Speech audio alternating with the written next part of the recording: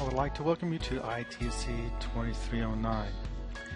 Before we begin with Chapter 1, I would like to restate that this class is in two parts, the lecture portion and the lab portion.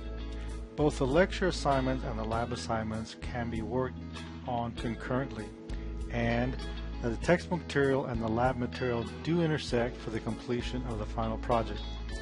I would also like to outline the upcoming process.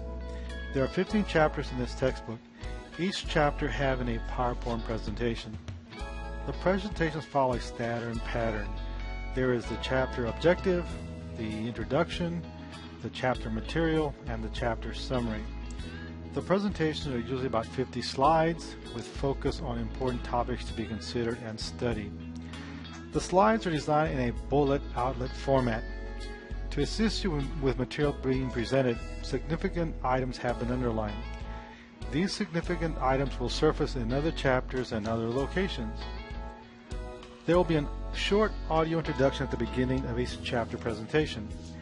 At the end of the audio introduction, you will be able to progress through the slides at your own comfort level. For this class, we will be using the 10th edition of the Database Systems Design, Implementation, and Management textbook. This being the 10th edition, there are other prior editions available. However, the 10th is the most current. Please note that the supporting resources rely on the pagination of the 10th edition, and as such, other editions are available, but may prove to be insufficient in overall support. Also, in conjunction with material in the textbook, I would like to introduce several examples that will be used throughout this class. The first example is that of a doctor's office. Since most everyone has been to a doctor, this is an easy point of reference for individuals to follow. The doctor's office scenario will be used to illustrate some of the ideas, concepts in this textbook.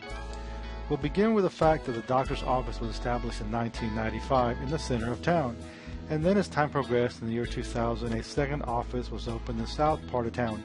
And times being as they are, by the year 2005 they were able to open a third office on the north side of town.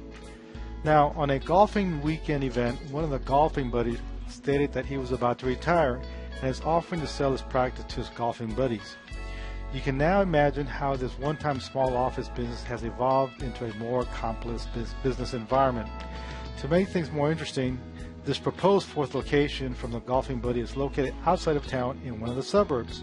You can also begin to see the logistical issues that are developing with possibility of aging technologies, along with also the possibility of different software packages. The second example to be used is that of a paycheck scenario.